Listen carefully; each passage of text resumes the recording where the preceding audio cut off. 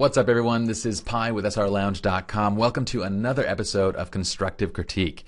This is where you all go to SLRLounge.com, click on the forums, which takes you right over to actually this page, and then you click in the Constructive Critique forum, which takes you to this lovely page. And first, before participating, I would highly recommend everybody please read the rules.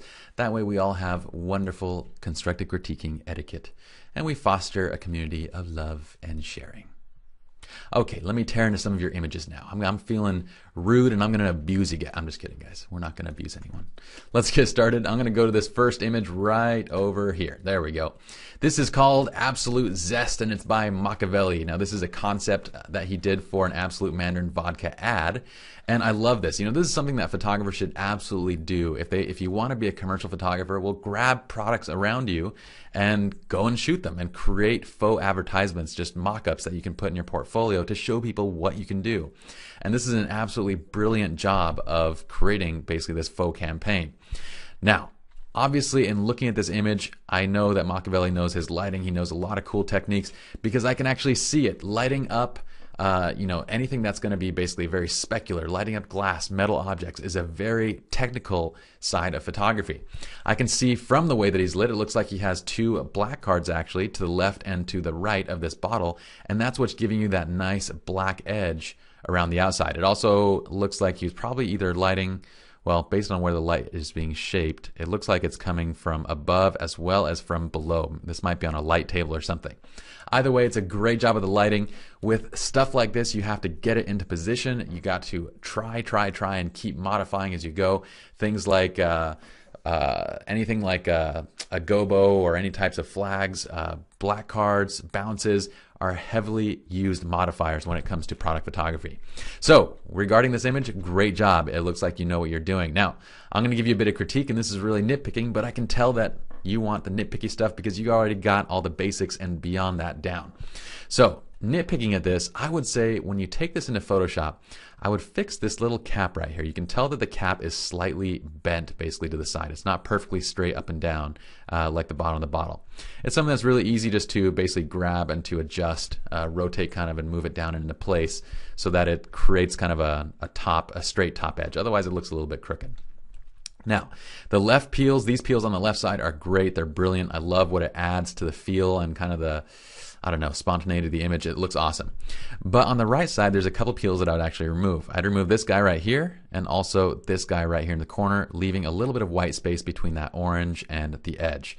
That way you kind of create a nice bit of contrast between whatever might be placed next to this if it were in a magazine. So you kind of, we would have basically the edges be all white, and that's, well, you'd know the advertisement stopped there. All right, as far as the actual oranges themselves, I'd probably clean up just a little of these little flyaway threads in the orange itself. But everything else, this is all really nitpicky stuff. I'm just trying to say with product photos, it's extreme attention to detail to the point where you're beyond anal. You're like anal to the 10th degree. Sorry, anal retentiveness to the 10th degree. That's kind of a very disturbing image that I'm painting for you guys. But hopefully you understand this is what product photography is. It's basically 95% setting up your products, setting up your lighting, and then 10 seconds to actually take the photo. All right, so let's go on to the next image. This is a great job here by Machiavelli. So let's head on to Hookah Portrait, and this is by Adam Gahate. All right, I love this shot. It's a great looking shot. You have really nice lighting going on here. It has a great overall mood look to it. And I dig the post-production as well. This kind of soft fade with these muted colors works extremely well for this image because it creates a very dramatic and kind of moody environment, which I love. The only thing that I think is a little bit distracting is because we don't have any form of like bokeh or anything on this left side. I said it the correct way. I usually like to say bokeh. But because we don't have any bokeh on this left side, it has this kind of feeling where it's a little bit unbalanced. And the position that it is like right behind his head, I think that's the only distracting thing. I would basically either, I would just clone these two out. So you kind of just focus right on this portrait. Otherwise, it's a little bit of a distraction. As I look at this image, it kind of draws me right to these two circular shapes because we also know that circles in any composition draw a lot of attention. It's just one of those shapes that draws attention. And because it's unsymmetrical and everything, it draws quite a bit in this photo. But otherwise, great job from the shooting to the post. I love it all. I would just fix those 2 small little circles, and that's it.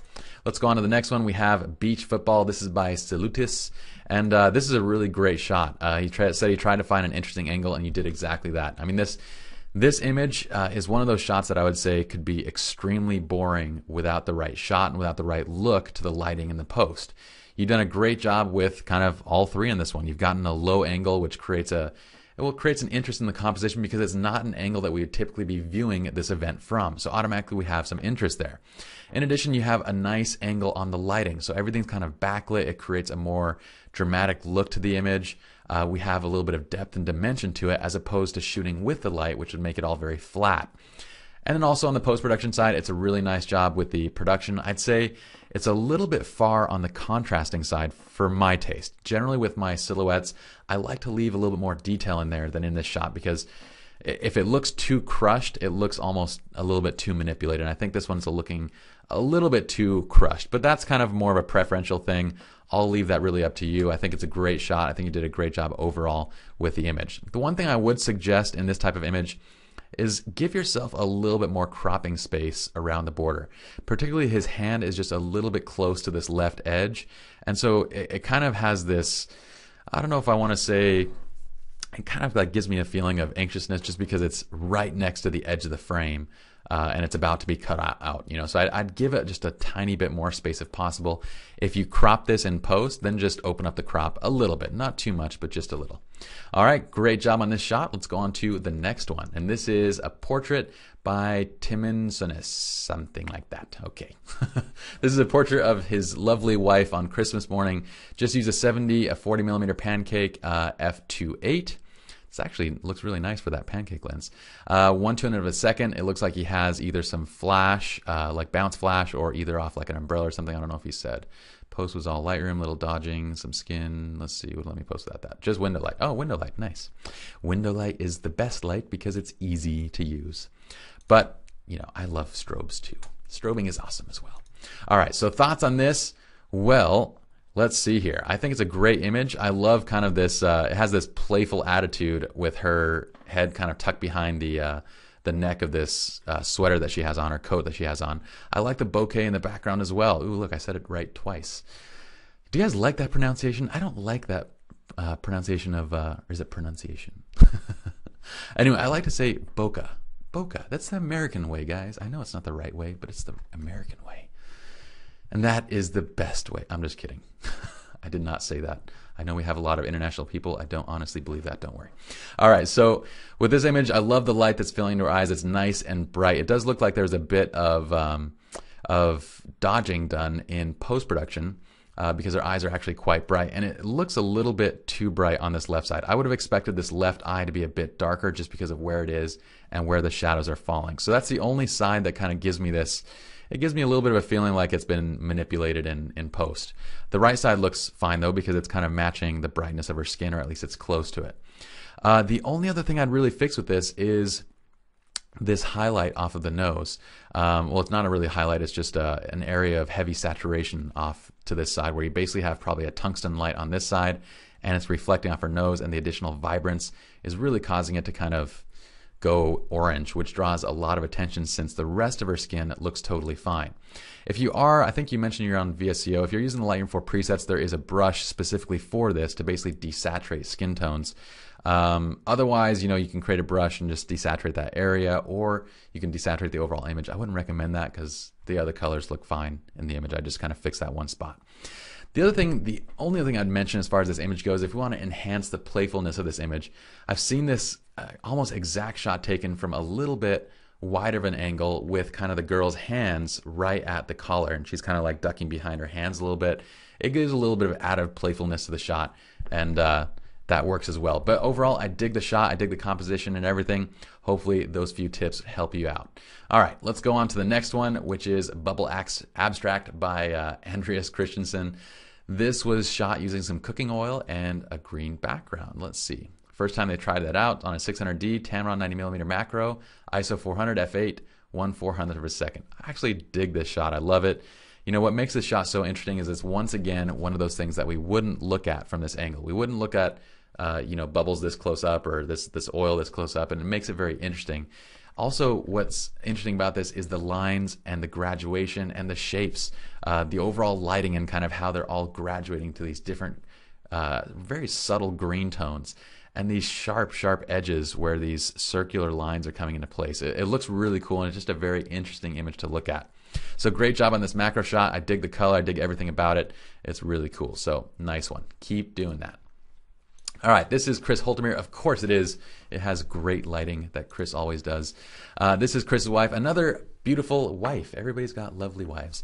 And this is a really nice job with everything, Chris. I mean, from what I love about this is I can tell the amount of thought that you've put into this. Basically, you place your subject, you place your wife on this background that has essentially a color that matches or is at least very analogous to her hair. And it adds a lot of extra interest and extra kind of just this color grading effect to the image, which makes it look like it has a very high production value. If you guys watch movies a lot, which I hope a lot of you do, but if you watch film, almost every single scene will follow a specific set of colors. So they'll set a color schema based on either analogous or based on complementary colors, and they shoot off that to create additional interest or kind of add interest into those compositions and into the film. We should do the exact same thing with portraits, and this is exactly what you've done here. The grays are very neutral against the kind of earthy tones of the background and her red hair. It looks awesome overall. I love it from the lighting side, from the post-production side. Everything looks absolutely brilliant. It's a great shot. I have really nothing to critique on this.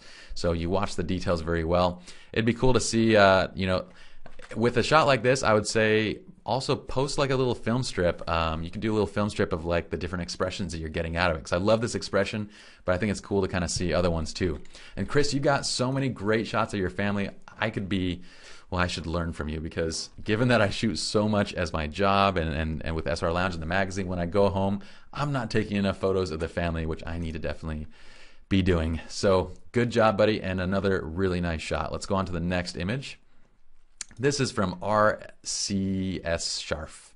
All right, but this is a nice little shot. Looks like you did a shutter drag over these rocks. Great use of kind of positioning, because we have, based on where you are, the lighting is essentially coming from the backside. So it's giving a nice added dimension to the overall look of the shot, because it's essentially backlighting the water effects as they flow. It's a really nice looking shot. It'd be great to see this in higher detail, just because this, the forum kind of does a crappy job of this rendition, but that's all right. I like the overall toning. I like kind of everything you're going and where you're going with this shot. I think the only thing is the composition itself. I'm going to move this so we don't get that JPEG thing. The only thing is the composition itself could be a little bit more interesting. The post-production, the shooting techniques, everything that you did is absolutely flawless. But what you're shooting could be just a little bit more interesting. Like if we had a more interesting shape or kind of design to where these rocks are, finding a different point in this river that can kind of add a little bit of extra interest just by the placement of the objects in the scene and kind of how that scene looks. But I dig it, and it's a really good shot. So good job. Let's go on to this one. This is Aaron in Concert by Mark Billingsley. And this is a really great shot. He tried to capture the intimacy of the performance, taken at ISO 3200 on a 5D Mark III, 2.8 on a 7200mm L lens.